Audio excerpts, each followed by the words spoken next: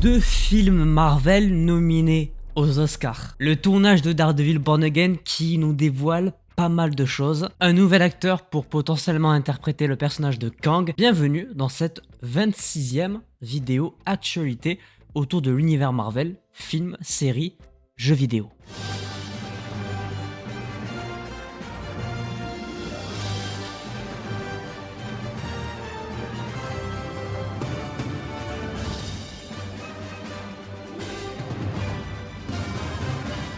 Bonjour à toutes et à tous, j'espère que vous allez bien, bienvenue dans cette nouvelle vidéo actualité autour de l'univers Marvel. Je crois qu'on en est donc à la 26e comme je viens de le préciser.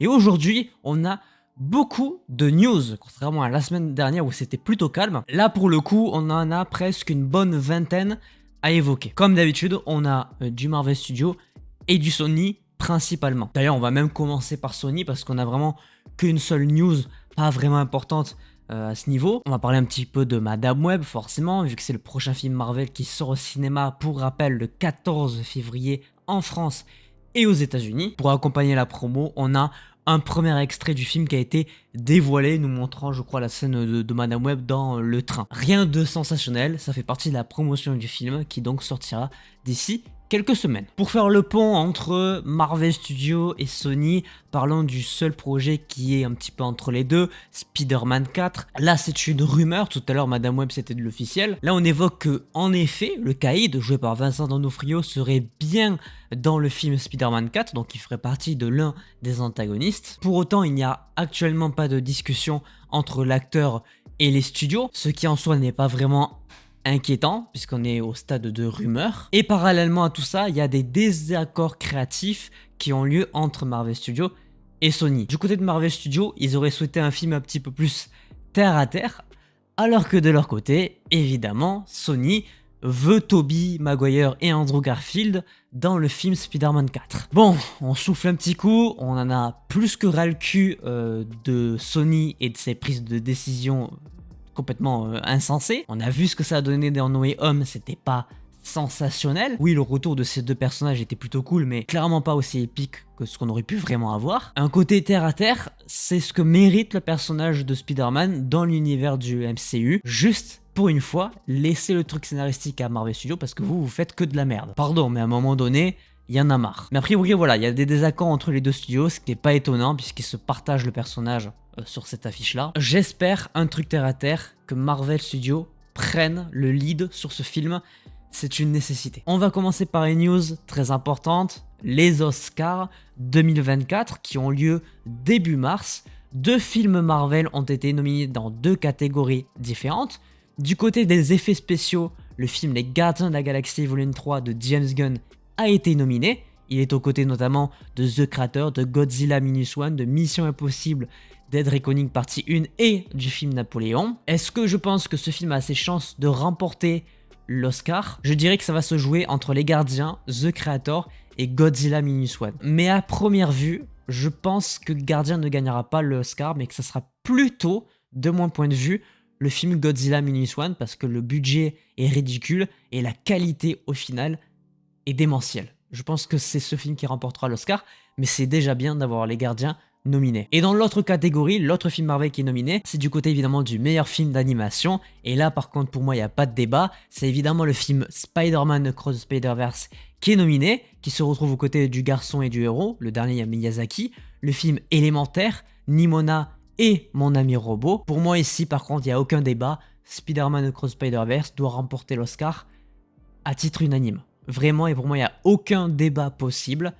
S'il y a bien un Oscar qui doit tomber du côté de Marvel, c'est sur ce film. Voilà du côté des Oscars. News en vrac du côté du casting, de l'écriture, de la reprise de tournage. Du côté du casting, je l'ai évoqué au début de cette vidéo, on aurait, rumeur, potentiellement un nouvel acteur pour interpréter, reprendre le rôle de Kang dans le MCU. Pour rappel, l'interprète de Kang actuel était Jonathan Majors, il a été évincé par Marvel Studios, il est jugé dans très peu de temps pour des trucs commis aux États-Unis. Et donc, forcément, vu que c'est un personnage hyper important de la saga du multivers, il faut un recast. Le nom actuel qui revient beaucoup, c'est John David Washington, que vous avez vu dans The Creator, dans Tenet. Un acteur qui, selon moi, est très très bon et qui pourrait coller au personnage de Kang.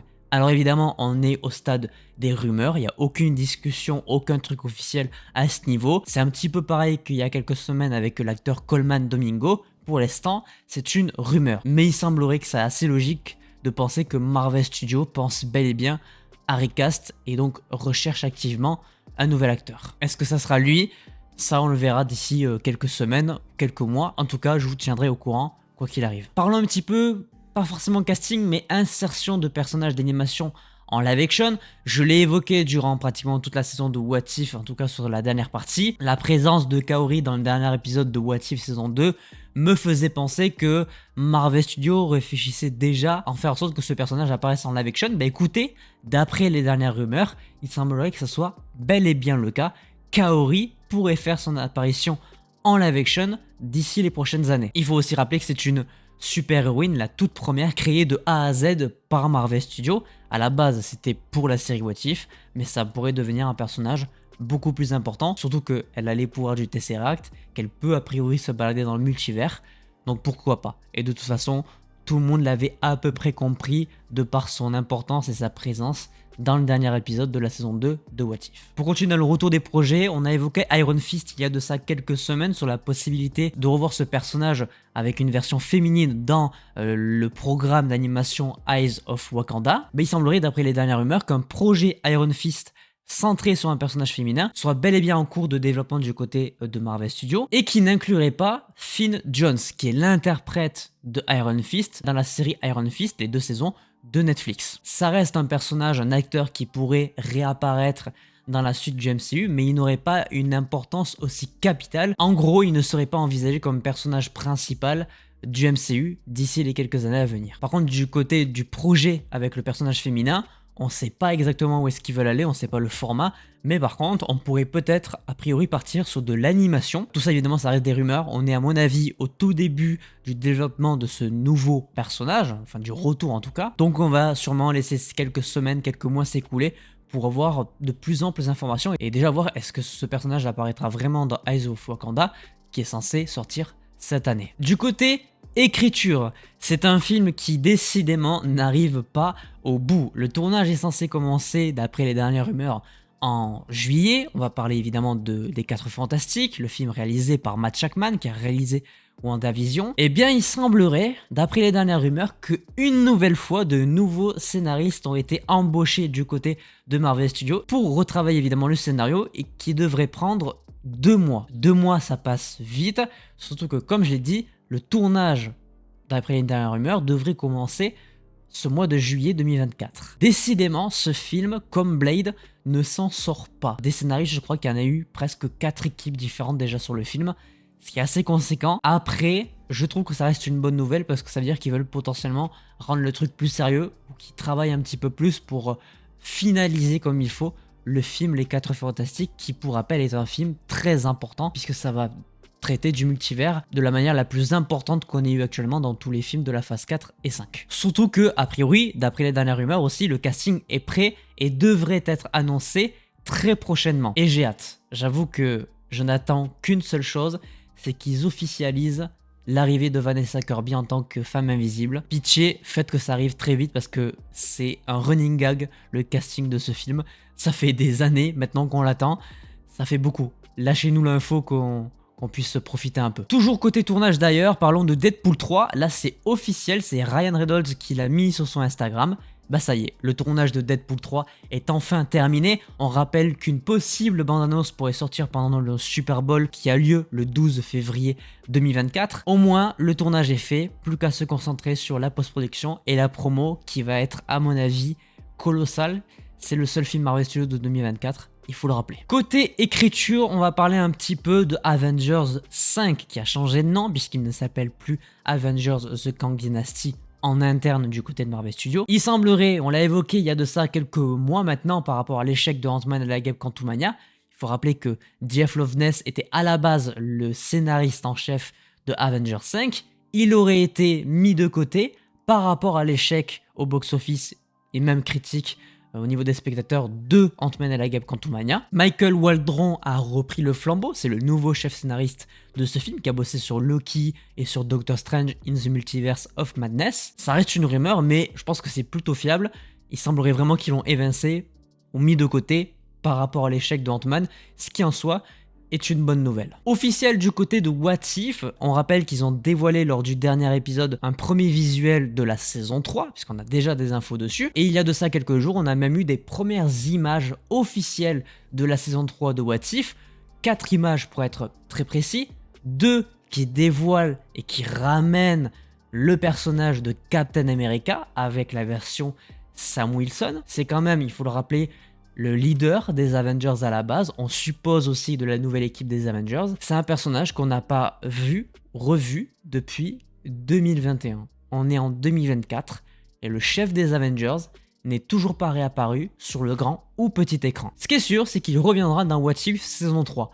Et apparemment, il aurait même une armure, une sorte de robot un petit peu comme Pacific Rim, ce qui est assez particulier. Je me pose beaucoup de questions sur cette image. Et on a aussi 2 autres images sur le fameux épisode qui a été dévoilé dans le premier visuel avec le Red Guardian qui arrête le soldat de l'hiver. Est-ce qu'on peut espérer une sortie assez prochainement, puisqu'il commence déjà à montrer des images? Pourquoi pas? Après, on n'a pas de communication à ce niveau. Mais franchement, une sortie fin 2024, comme pour la saison 2 de What If, ça me choquerait pas. Parlons Thunderbolt. Déjà, première info, première rumeur, il semblerait que le tournage pourrait démarrer le 4 mars prochain, donc le 4 mars 2024. On rappelle que très récemment, Steven Yeun, qui devait interpréter Sentry, n'est plus dans le film à cause d'un litige au niveau du planning. Mais rassurez-vous, la deuxième news est elle officielle, c'est qu'ils auraient possiblement trouvé l'interprète, le nouvel interprète du personnage de Sentry. C'est l'acteur Lewis Pullman qui est actuellement en début de discussion avec Marvel Studios et qui pourrait donc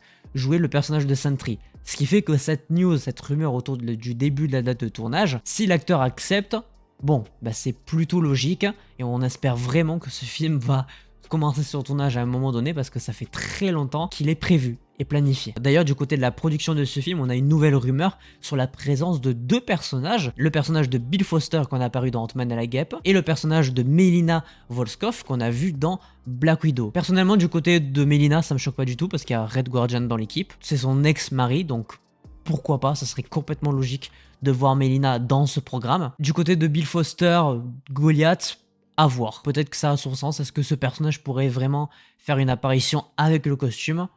On verra bien. Avant-dernière news de cette vidéo, on va terminer avec Daredevil Born Again, forcément, parce que c'est le programme du moment, parce qu'il est en plein tournage. Petit créneau du côté de Ironheart, c'est une rumeur ici qu'on va évoquer. Apparemment, une importante partie de cette série-là, qui, je vous rappelle, est prévue pour 2025 à l'heure actuelle, se concentrerait sur le cambriolage d'une entreprise de technologie, dans le style des films Ocean's 11. Vous savez, les films avec George Clooney, Matt Damon, Brad Pitt, des films que personnellement j'apprécie beaucoup. Donc cette rumeur personnellement autour de Ironheart, en vrai, je trouve que c'est plutôt chouette. Je pense que si c'est bien fait, qu'il y a une vraie inspiration de ces films-là, pour moi c'est une bonne chose. Après, ça reste une rumeur, évidemment. Et bien sûr, pour terminer cette vidéo, parlons de Daredevil Born Again. C'est très actuel, le tournage a repris et il y a beaucoup de choses. Première rumeur, des événements passés des saisons 1 et 2 de la série The Punisher qu'on a pu voir sur Netflix pourraient être référencés dans le remake, dans la série Daredevil Born Again. On rappelle aussi que les rumeurs annoncent que le Punisher devrait être présent